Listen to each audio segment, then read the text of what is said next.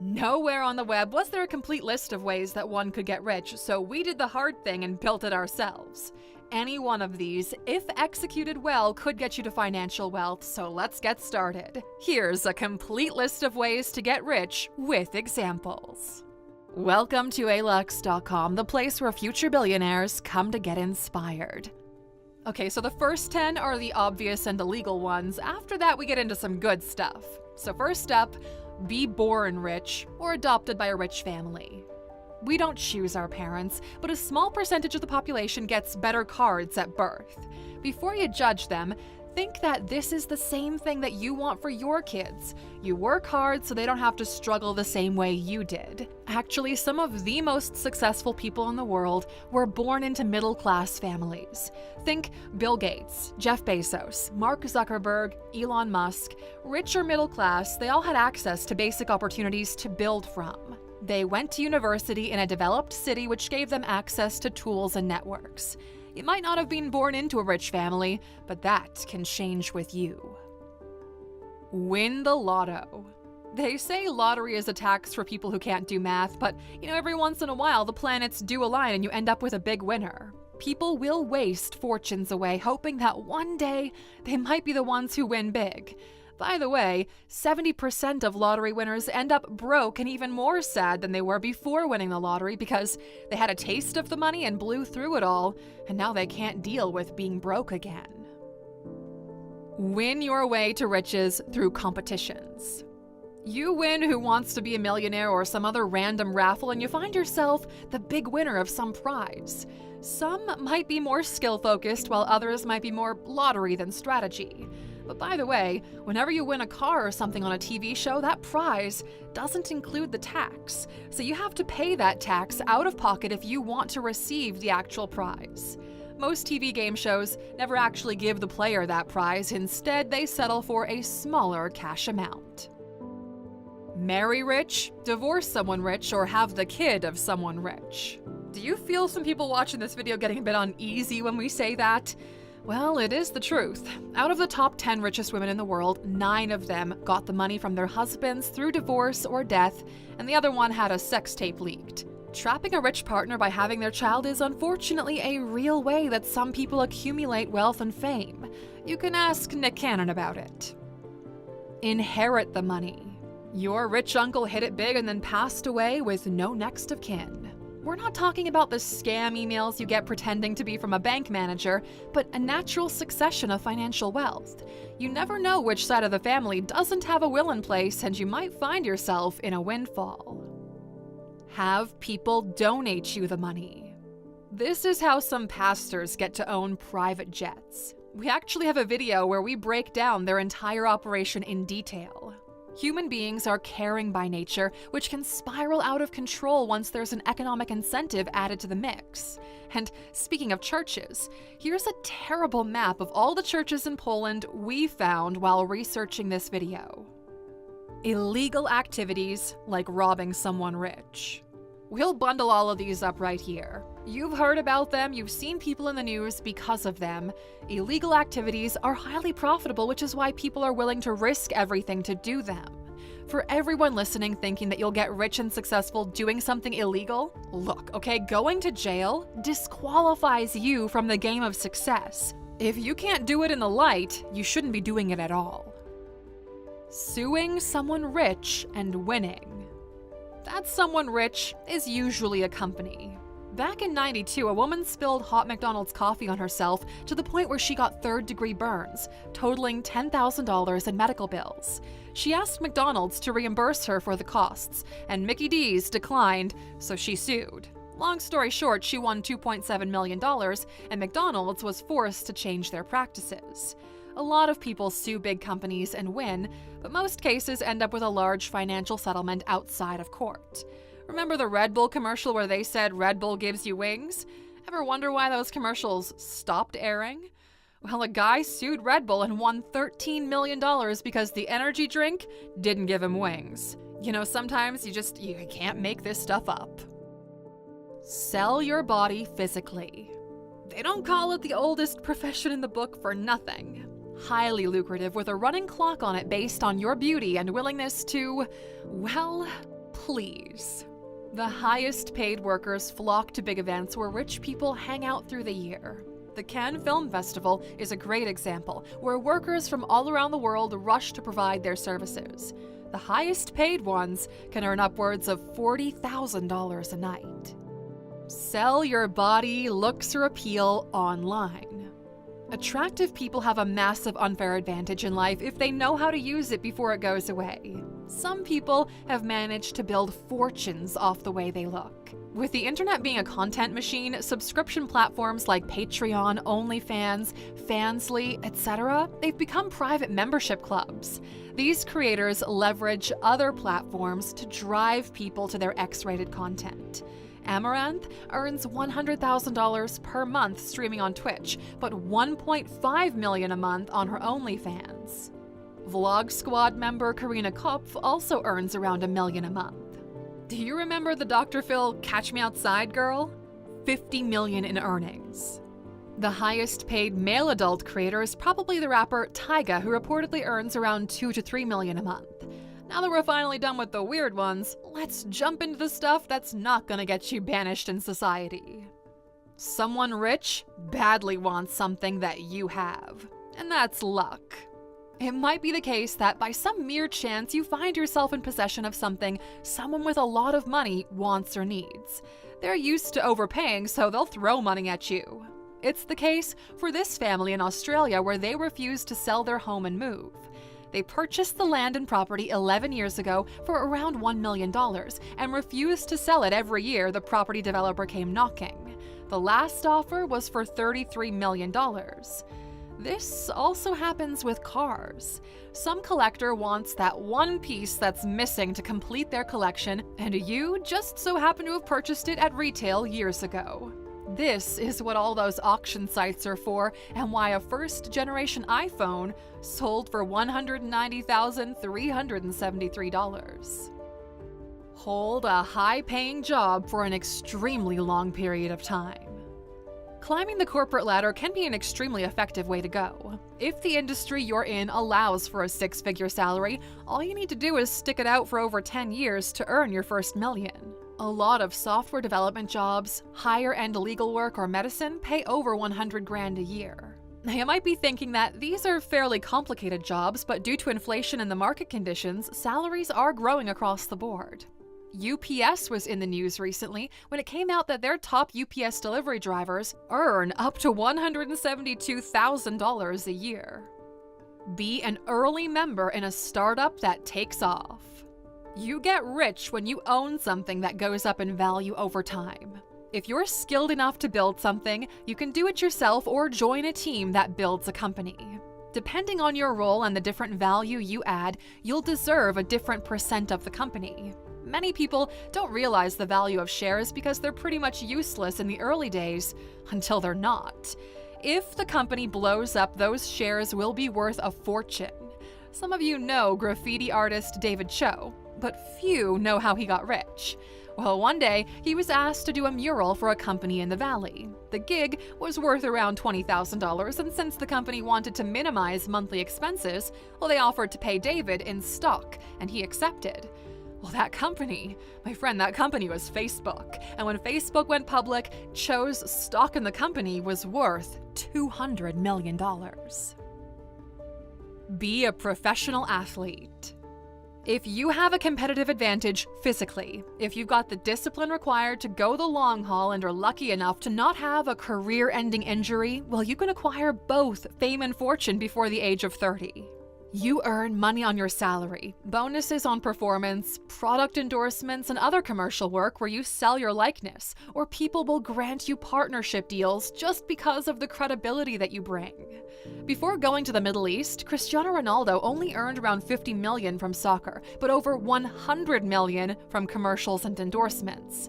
The GOAT, Michael Jordan, he didn't earn his fortune through his salary playing basketball. No, the inflection point happened when his mother negotiated the Nike shoes deal on his behalf and demanded he be paid a percentage of the sale of the shoes bearing his name.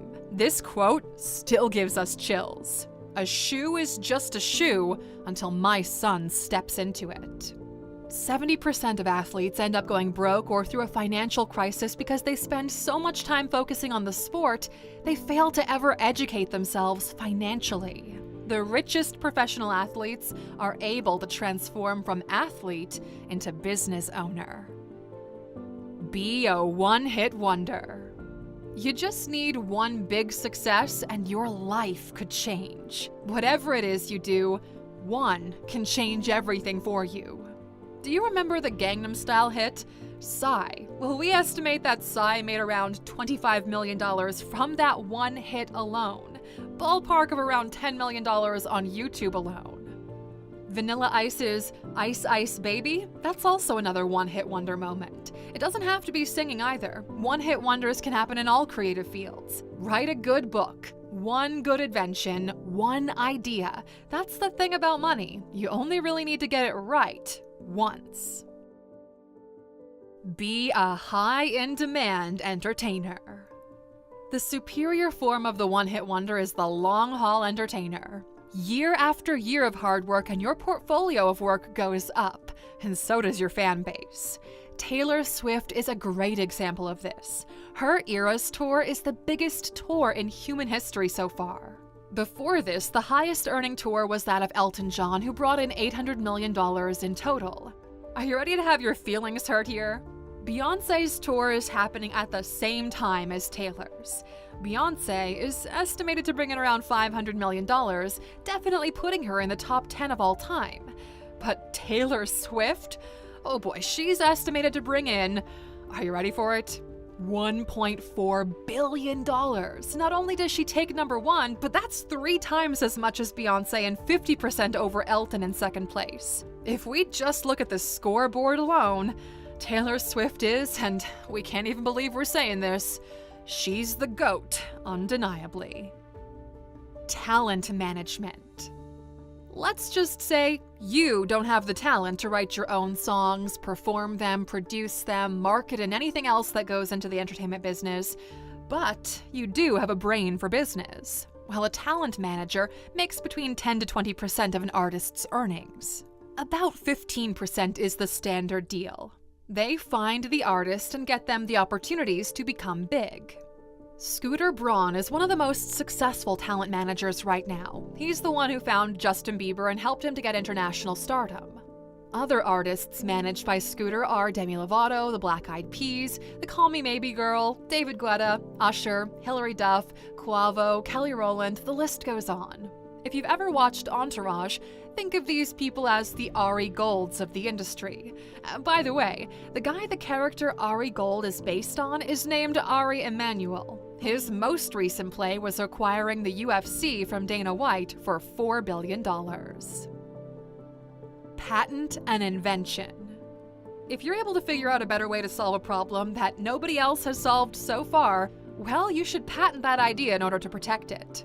Companies will come to you and license the idea from you if they want to deploy your solution, or you could go to the market yourself and make it a successful company. The Snuggie is one of our favorite examples. It's just a blanket, but with sleeves and holes to put your hands through. It's sold for $200 million. Shark Dad's Scrub Daddy crossed $1 billion in lifetime sales. And that's just on the idea front.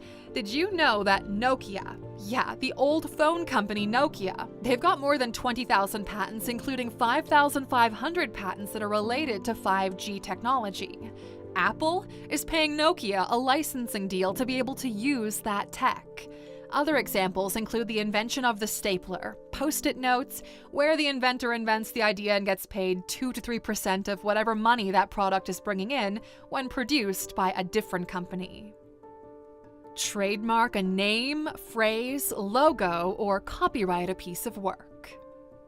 There's a reason why you can't just use the Nike logo on your products. The visual logo is owned by the Nike company. Michael Buffer owns the phrase, "Let's get ready to rumble," so every time you hear that at the beginning of a boxing match or a fight, you know that Michael is getting his $50,000 check.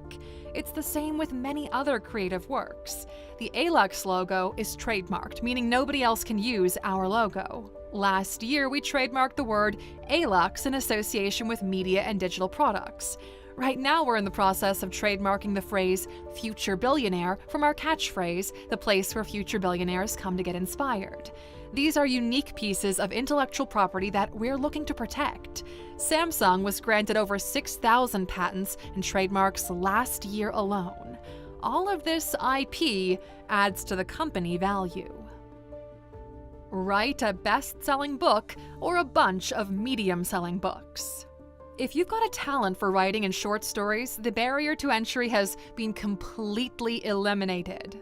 The Martian by Andy Weir was fully self-published. The Twilight series was a passion project that eventually got picked up by the industry. Robert Kiyosaki made his fortune selling books, and he still earns over $1 million a year from Rich Dad Poor Dad.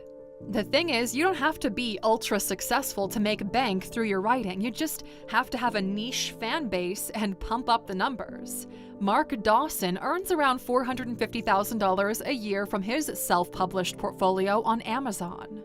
He's written 43 books so far, and they're all selling well enough.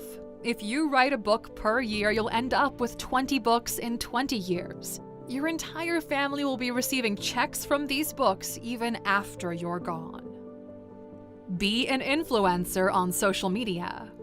If you've got a loyal following that trusts you to be their guide, you can leverage that to build wealth. The word influencer no longer carries any power since now we've got large, medium, and small, even micro-influencers. When everyone's an influencer, nobody is. The value lies in just how much sway you have over your community. The easiest way to measure this is to ask your community to buy a $1 product.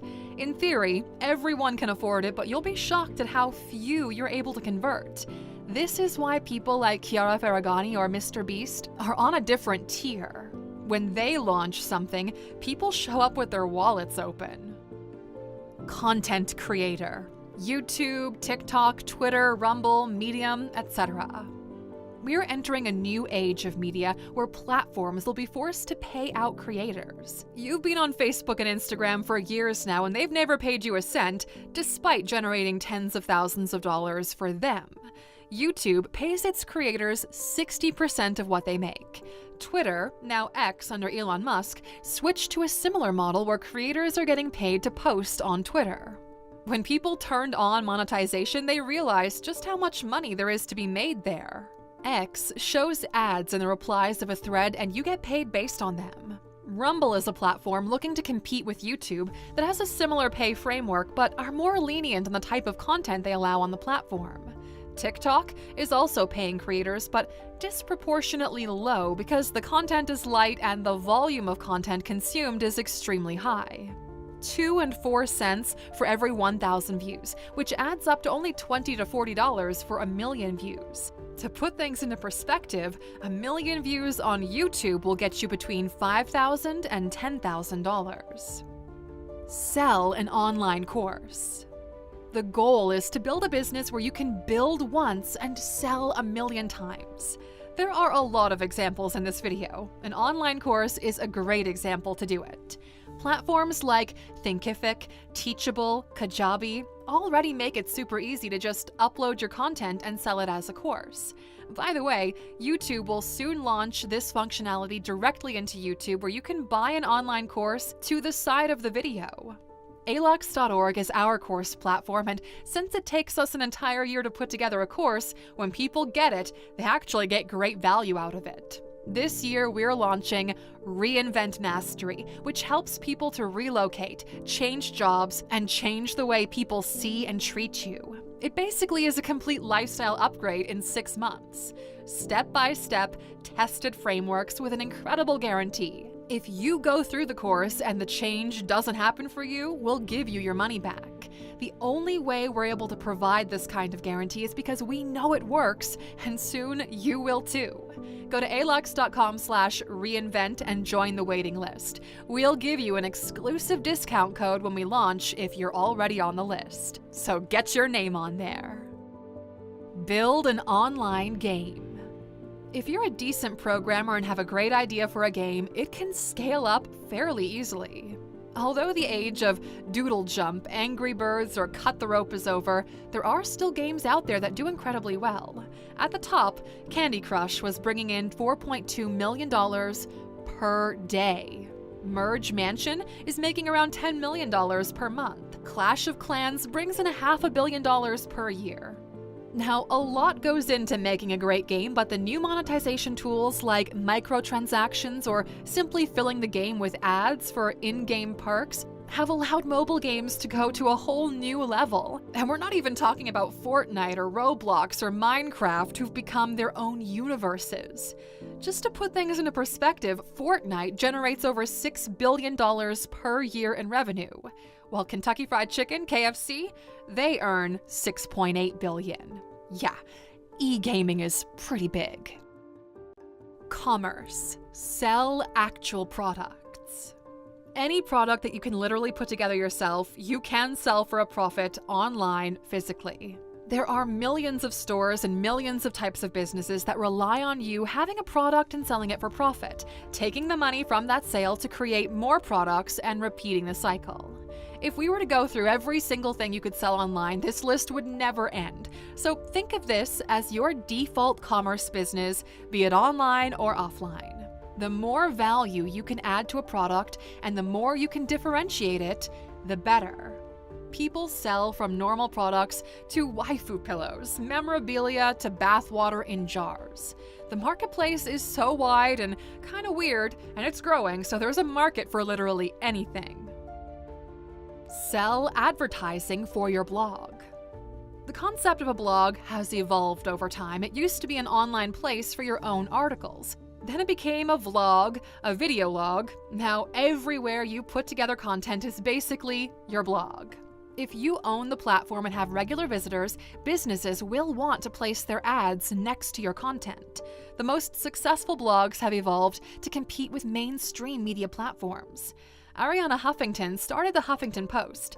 Mashable was a blog too. Perez Hilton started off as a tabloid. All you need is traffic. Google exploded as a business when they launched Google AdSense, a way for people to monetize their blogs, and it's all at the core of how YouTube works today. Sell consulting services. We know people who are really good at what they do. They're experts in their field, so they sell their expertise. These are not full-time employees, but they jump in now and then or for fixed periods of time where their expertise is valuable. Actually, some of the biggest businesses in the world are consulting businesses. PwC, McKinsey, Accenture, they all make their money as consultants, and these are multi-billion-dollar businesses. Actually, most employees can immediately increase their income if instead of being an employee, they incorporate and contract their former workplace as a customer for their consulting services. Start an agency business.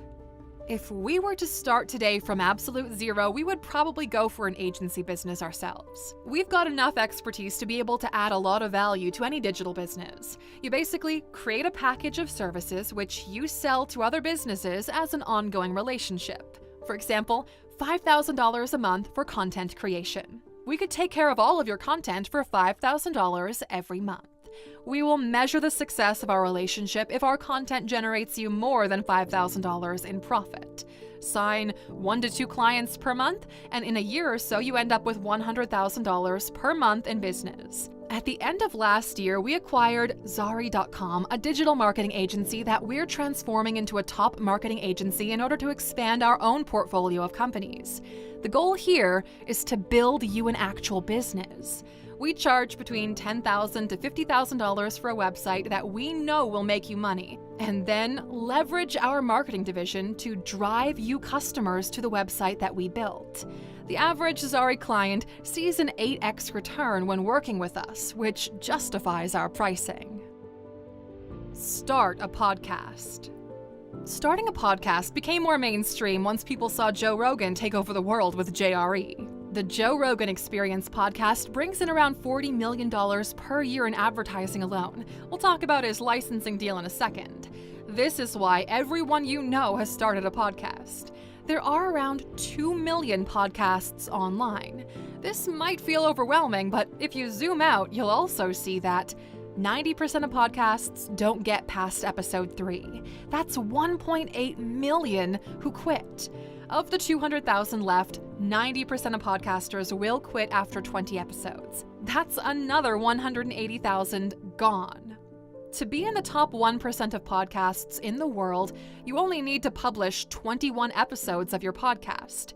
Your competition is not the 2 million podcasts, it's the 20,000 podcasters who didn't quit.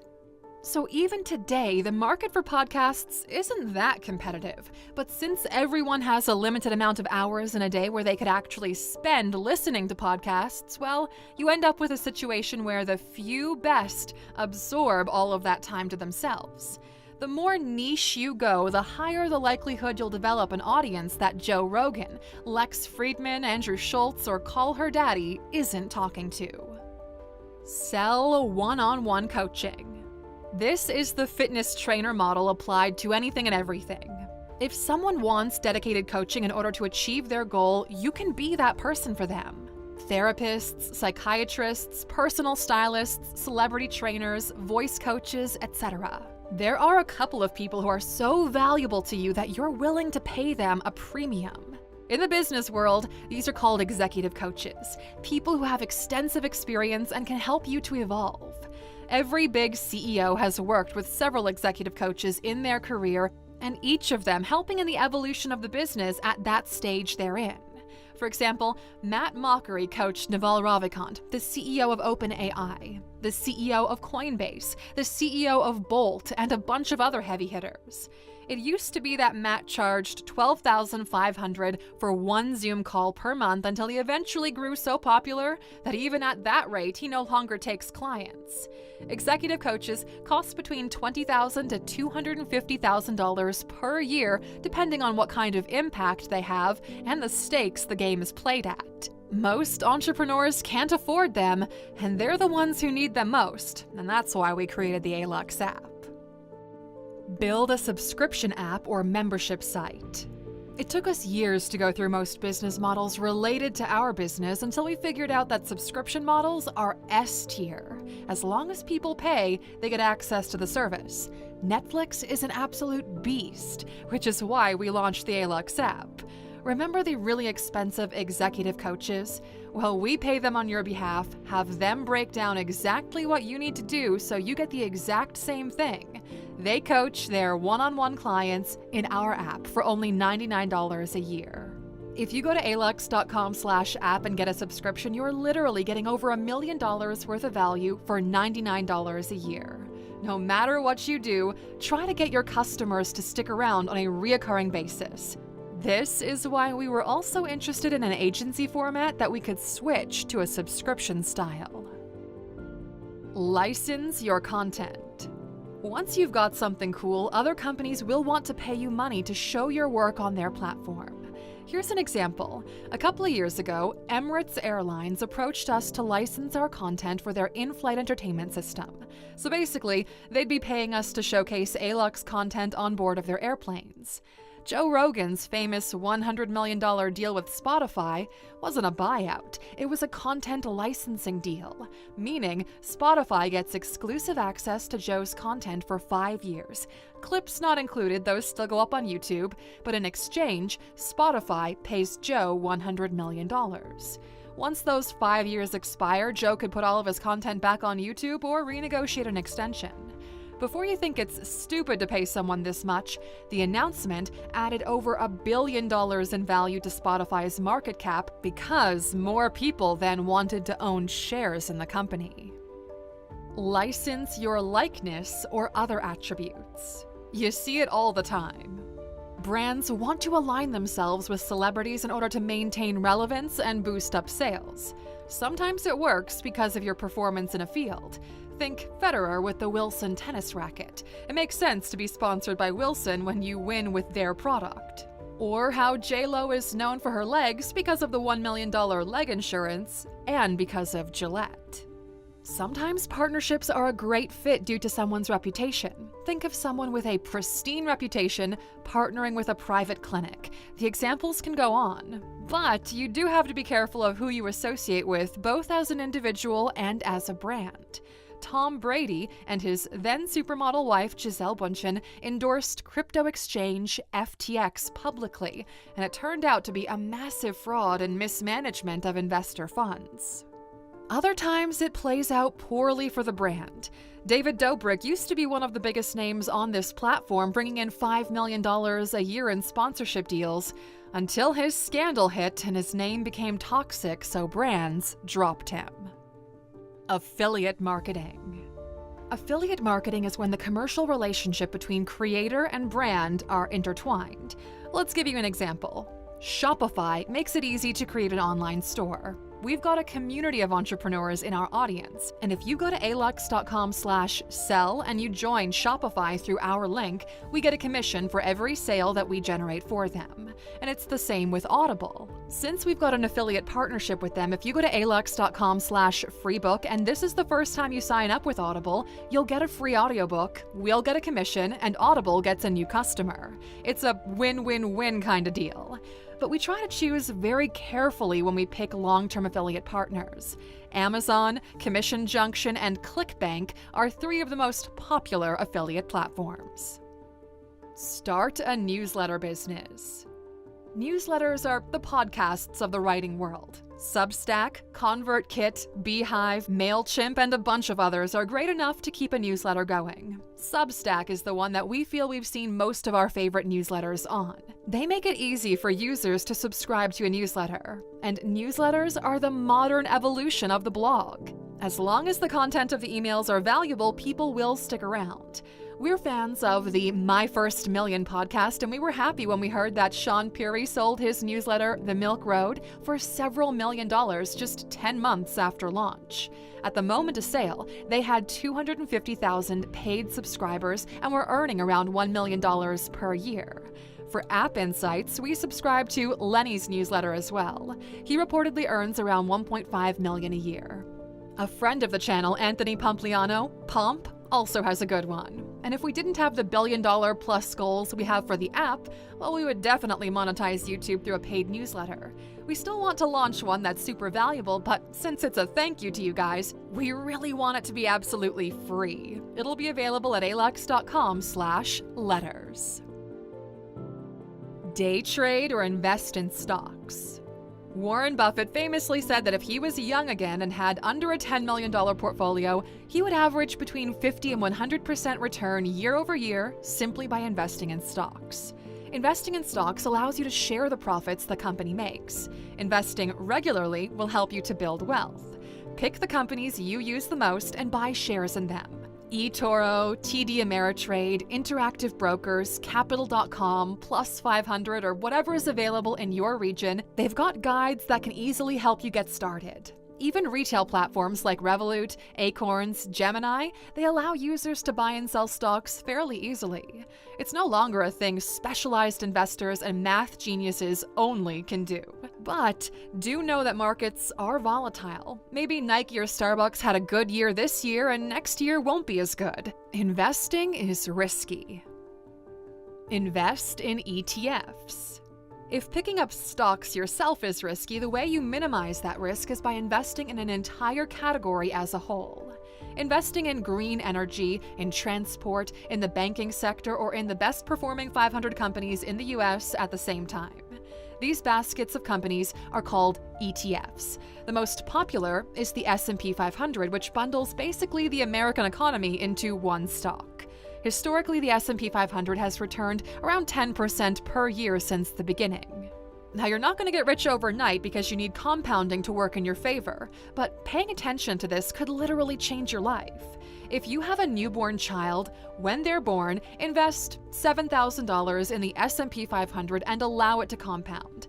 That $7,000 is going to be worth over $1 million by the time your child is 65, which should be enough for them to retire comfortably. Don't rush to get rich and allow compounding to work in your favor.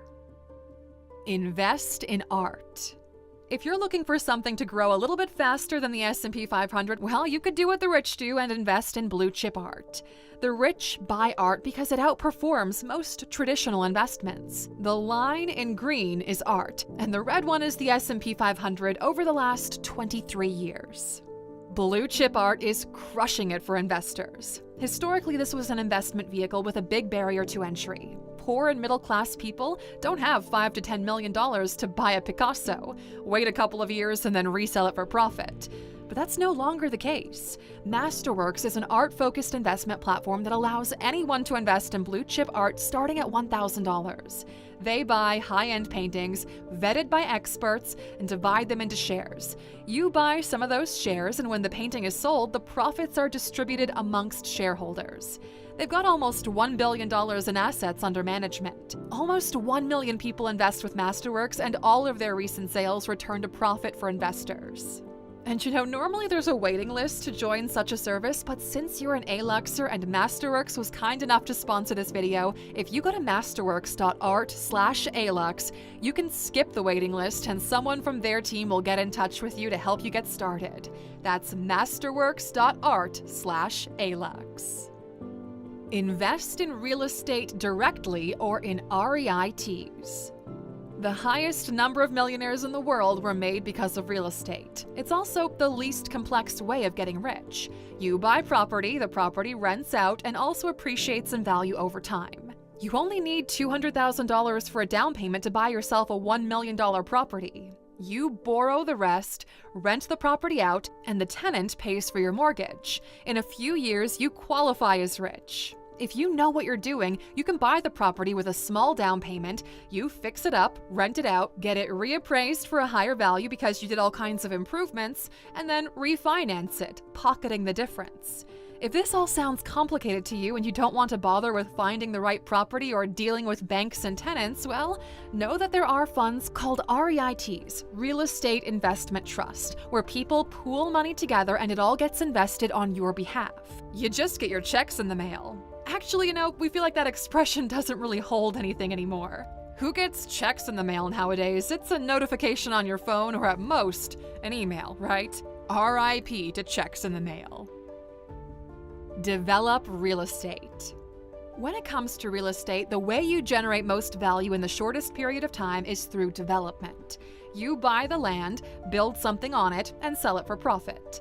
The risk lies in the management of funds, on how long it takes to complete the project, and finding the right buyer. If all goes to plan, you 2x your money with every development. 30 to 50% annual return is average, and it takes 2 to 3 years to go from where you go in to where you get out. Here's a graph of the average cost distribution of a real estate development play. Vacation rentals. The current most profitable real estate investment in terms of rent is in short-term holiday rentals. Listing great properties on Airbnb and booking and renting them out to tourists returns 4 to 10x what you would get for the same property through long-term renting. Outside of everything digital, this has been our go-to investment. We find properties near the city center, we have an interior designer refurbish everything to make them high-end properties, and then we have our property manager take care of the day-to-day rentals. We've made it a habit of adding properties every year. Here's how the math plays out. These holiday rentals act as a baseline for our lifestyle, returning between 10 to 20% per year in rental income, and also a great store of value. Because of their location, they appreciate about 6% on average every year. There are many people who sublet the property for other people just to monetize it themselves, but since this isn't our main business, we prefer to straight up buy the property up front. 20 decent Airbnb apartments will get you at least $1 million a year almost anywhere. Really, really nice properties in high-demand areas can bring that on their own. Think multi-million-dollar luxury villas that rent out for $3,000 to $4,000 midweek and $5,000 to $10,000 per weekend. At that point, you no longer think of the place as just a rental, but more as an experience. The highest level of what technically is a short-term rental are theme parks. Technically, when you go to Disney World, you rent out the experience for the day, and then you go back home. Flip things for profit, both online and off. This is another one of those staples of money making, and your life changes once you understand that every business is a buy low, sell high business. The only difference is in what you're trading. The most basic one is straight up commerce. Buy something where they have a lot of it so you can get it cheaply, then take it to another place where it isn't as readily available and then sell it for a profit. If you've been a fan for Alux for a while, you know that location changes value. A bottle of water is more valuable in the desert, demanding a higher price. The modern equivalent of flipping products for profit is buying things directly from the factory, usually in China or India, getting the product, repackaging it to look nicer, and then selling them on the local marketplaces in Europe or North America. The more evolved version of that is called dropshipping, where you just generate the orders and the factory fulfills them on your behalf, taking care of packaging, shipping, and everything else. Anywhere in the world, you can find a product that you can afford to sell it for a profit, if you're willing to put the time in. You could flip sneakers, you could buy a car, wash it, take some better photos, and then sell it for profit. Washing it and the better photos are where you actually are adding value. Repeat that until you can generate more expensive things, like buying a property, cleaning it up, and then reselling that for a profit. Even the agency businesses we mentioned earlier are technically buy low, sell high businesses. You buy services at a lower price than you charge a client, and you pocket the difference. Start a product brand. Brands are valuable because they add value to the thing you associate with them. A plain white t-shirt is worth $1. The moment you put a Mickey Mouse logo on it, it's worth $10. Supreme is an example of solely brand play. A couple of years ago, the company was sold at a $2 billion valuation to the folks that own Vans and North Face. The biggest businesses in the world are product companies with an established brand. Think Apple, Coca-Cola, BMW, Mercedes, Starbucks. The value of the brand is derived from the way they build and present their products. Both Toyota and Rolls-Royce make cars that have 4 wheels and drive you from point A to point B, but they don't do it in the same way, do they? Vending machine coffee is different from the stuff at Starbucks, even though they're technically both just water and ground coffee beans. With the exception of medicine, even if the product is identical, people still pick the branded version over the generic. The sale of cereal in supermarkets is proof of this. Building a human-based service business. Service businesses are a one service, one payment kind of situation, where time and skills get traded for money. Usually, technology, know-how, and human capital are leveraged to grow the business. Think cutting hair, aesthetic work, having someone paint your house, or a hired contractor. If on the lower end you paint someone's nails, on the higher end you reconstruct someone's face after an accident. The more technology, the more knowledge you have. And the more people you can leverage, the higher the service-based business can be. The entire healthcare industry fits here. So does legal work, accounting, and even restaurants. We'll talk about the software businesses next. Software as a service. Google is a software as a service business. Amazon makes most of its money from its server business, AWS. Microsoft, Adobe, Oracle, Salesforce, all of them are software-based companies where people pay an ongoing subscription to keep using them. Remember when we said the subscription game was S tier? Well, software as a service is SaaS, and it's become a hot topic among tech people, where you can't go to a tech event without almost everyone talking about launching a SaaS business. There are big tiers to software businesses. Enterprise, meaning they sell software to other large companies, and retail SaaS, where they sell software to individuals or small businesses. Raise money for an idea. Reputation and trust can be worth a lot of money. Let's say you've got an entrepreneur who successfully has sold 2 businesses in the refreshments industry, and now they're starting a 3rd one. Their track record will get investors to give them even more millions of dollars, even if they're in the idea stage for a percentage of the company. We've seen this play out over and over again in Silicon Valley. Some companies are even losing money year over year and still get money from investors because of the long-term potential. Uber is a great example of that. Uber lost $9 billion last year and is still going. Uber's been losing money every year since inception. Their operating costs were just too high, but investors in the company are betting on the performance of the company long-term, slowly rising fares, as you've probably noticed, and in Q2 2023, they had their first profitable quarter, bringing in $323 million. Uber burned through $31.5 billion to finally get to profitability, so now they can work on recouping those losses. It'll be a while until they get back to zero and be a profitable investment for those backers, but it seems like things are on the right track. Get lucky with crypto. You've heard the stories. Genius Kid invents new kind of money, people bet on it online, some people make millions and others lose millions. Very little value added. Crypto as a whole is more volatile than the stock market, which means traders can make even more aggressive plays in order to build up their portfolio value. The technology has a lot of potential to help a lot of people, but it feels like in the rush to get rich, it's all been sabotaged by greed. Everyone should do what they want with their hard-earned money as long as they don't hurt anybody else. For the past 4 years, we've been on board with a crypto fund backing early-stage products. 2023 is the year we walked away from it. Personally, we're still believers in blockchain technology, but it's too time-consuming for us to be actively managing the investment portfolio. We've sold all of our crypto holdings and bought Bitcoin. We put it in cold storage and locked it in a safe. Bitcoin acts like the S&P 500 of the crypto industry. 10 to 15 years from now, we'll check back and see what has come of the investment. It's either gonna 10 to 20x from here, or it'll go to zero. We've already made our peace with both situations, and now we sleep much better at night because of it. If this is something you'd want to do, go to alux.com/Bitcoin because it teaches you exactly what Bitcoin is, how to buy it, and how to store it for the long run in the shortest time possible. Use the promo code ALUXER for 25% off. Ride the next technological trend, AI. Since we've been in business, it feels like every 5 years there's a new tech trend. Networks, then blogs, then social media, then crypto, now AI. The people who jump on early make a lot of money and get to position themselves at the forefront of the new wave.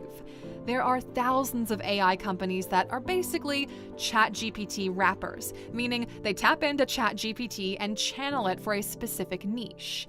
ChatGPT for lawyers, ChatGPT trained on financial models for investors, etc. You can basically take a language model, feed it a large data sample, and have it spew answers based on that sample. We've been around long enough to know that trying to predict what the next one will be is a futile endeavor. Remember when everyone thought the metaverse was gonna be a thing? Zuck remembers. Although the Apple Vision Pro might hint at the future of work. Right now it feels like longevity is a big one. Health hacking, sensors, infusing AI into everything electrical, think Internet of Things 2.0. Quantum computers might actually be a thing soon if the LK99 thing turns out to be legit, but it doesn't really look like it right now. They really had our hopes up. By the way, none of our content is written with ChatGPT. At ALUX, we pride ourselves on only speaking from experience. We've literally lived through a bunch of these businesses, and it's the reason why we can so clearly tell you what each one is about and what it feels like to go through them. Over 4 million people subscribe to us because of our perspective on things. Thank you if you're one of them. We're also, we're kind of funny sometimes. Peer-to-peer lending. Peer-to-peer lending is basically loan sharking, but legal. You give someone money and they lock themselves into a contract to pay it back with interest. There are hundreds of peer-to-peer lending platforms online. For some reason, all of them felt too shady to us, despite some of them being 100% legit and have been around for a while. Lending Club, Kiva, Peerform, Upstart, Prosper are just some of the platforms that you can use. Some of these call themselves microfinancing businesses, but the math is simple.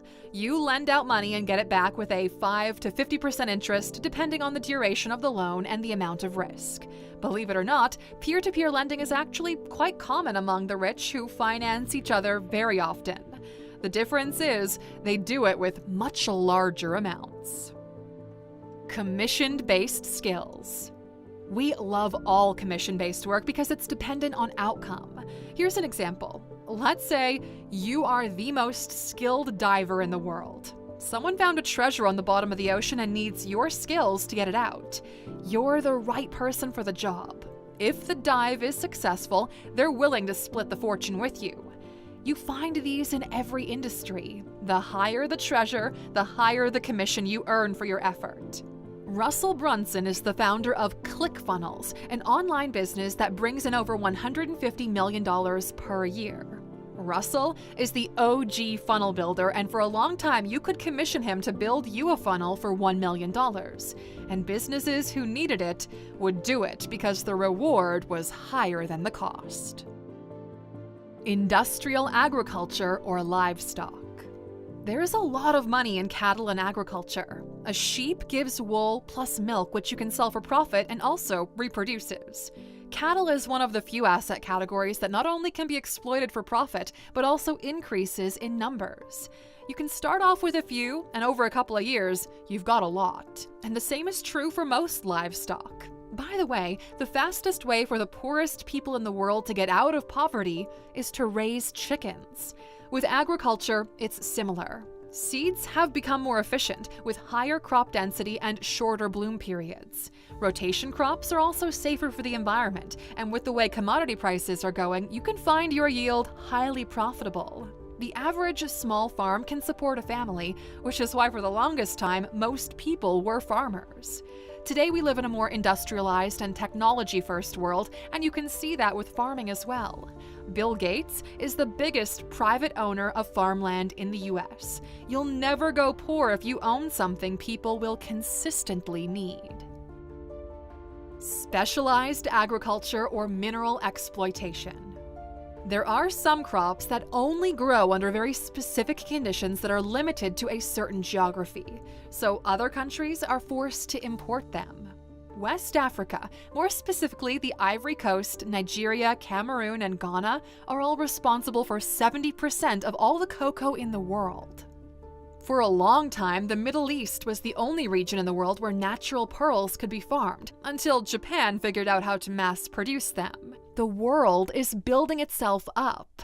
Raw materials and minerals are needed more than ever. In many countries, you can buy the mineral and exploitation rights for natural resources. Getting the value out of the earth is highly profitable.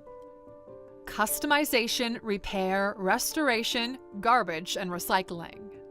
Value can be added through know-how, and there are big opportunities for those who can do it well. Home repair, technological repair, furniture restoration, re-loving, anything. Waste management is one of the biggest industries in the world that's only growing with our population numbers. Waste management is a $1.6 trillion a year industry and expected to double in the next 20 years. To put things into perspective, recycling right now is barely an $80 billion industry. And also, when we say waste management, we mean actually waste management, not the wink wink nudge nudge Sopranos kind of waste management. Import-export business. Since some things can only be found outside of a country, there's a market for those who are able to bring those desired products within. In every country, you will find a handful of people who made billions in the import-export businesses. Coke Industries in the US brings in over $100 billion per year. Vitol is a Swiss-based company that operates in over 40 countries. India's Gautam Adani made his fortune in the import-export business and is now worth $55 billion. Just Google your country plus import-export and you'll find out just how potent that industry is. Franchises. If you've got a repeatable system, you've got two options. You either 1. Open up locations around the world yourself and you own all of them. A great example of this is Andrew Chung, the founder of Panda Express. 2,300 stores, 47,000 associates, and $3 billion in sales. They own everything. Or 2. You franchise the model. McDonald's, Dunkin' Donuts, etc. And you collect a portion of the sales while other people manage them according to your system. Put on your own events. Festivals have gotten bigger and bigger in the last couple of years. Small clubs booking an artist over the weekend for a party are the entry level, and then you go up based on the number of people who get to attend and buy tickets. Tomorrowland, Coachella, South by Southwest, Untold, Burning Man, the list just seems to get bigger and bigger. On average, Coachella grosses over $115 million in ticket sales across both weekends and makes tens of millions more in food, beverage, and hospitality services. Private equity. Invest in other people's businesses. If you've got a little bit of money, buying businesses and growing them can be incredibly lucrative. If real estate gets you 6 to 10% per year, buying a boring business can get you 30, 40, 50% returns per year. Codie Sanchez has made a name for herself online by doing just this. You can buy them fully and you become both the owner and the operator, or you could buy a portion of the business and just help the founder scale up. Business extraordinaire Alex Hormozi gathered a $200 million per year portfolio of businesses. And like them, there are a bunch of other people you've never heard of. You buy a business, fix its operations, upgrade the way it does business, and then you keep the profit or sell it for 20 times what you paid for it to another private equity fund that plans on doing the same thing. In the digital world, you've got platforms like Flippa or Acquire.com where you can browse real businesses that others are selling. Move things and people from one place to another. The cargo shipping industry alone is expected to top $4 trillion in the next 7 years. Moving people around, from taxis to planes to ships, is similar in numbers. There's a lot of money to be made here. Starting a logistics company doesn't have to be complicated either. You start with a truck and then you add a couple of more. It's not easy work, but it's also not mining or roofing in July. The name might not be as well known in the US, but before we had tech, everyone knew who Aristotle Onassis was. He was the richest man of the 20th century, and he built all of it on a shipping empire. In the 1920s, at the age of 25, he'd already become a millionaire. The man is fully self-made and built his entire fortune on one strategic deal at a time. He built a cigarette company, introduced smoking to women, that made it his mission to be the only person to ship goods around the world. At the peak of the Great Depression, he buys his first ship for half of what they're worth. The business started booming when he negotiated directly with the kings of Arabia to be the only one allowed to transport oil out of the region. The US government had to threaten military war to stop Onassis from becoming the largest figure in human history. From Athens, he settled in Buenos Aires, taking over the region. He then eventually moved to New York. When the Suez Canal was blocked and the demand for goods and oil skyrocketed, Onassis was the only person who had a fleet large enough to keep the world going. Reports say that at the time, he was making $2 million per tanker per trip. This is at the time when the word billionaire wasn't even invented yet. Be a matchmaker. There is money to be made in the ability to find matching puzzle pieces that need one another but don't know one another. Some of the richest people in the world are just incredibly well connected. Think of these matchmakers like the real estate agent of the business world, but less brokery and with more finesse. You want to have a champagne business. Someone else has a chain of nightclubs. The matchmaker makes the deal happen so everyone wins and gets a slice of the pie. They even facilitate company sales. The world of investment banking was built on this model. You want to sell a business. I'll find you a buyer to pay even more than what it's worth, and I'll get 10% of the deal. And for smaller companies, it drops down to 1 or 2% or even a flat rate on multi-billion-dollar deals. We've got a lot of friends in the investment banking world in Manhattan, and we were shocked to learn that a small business is a company valued between $50 and $300 million. Power broker, politicians.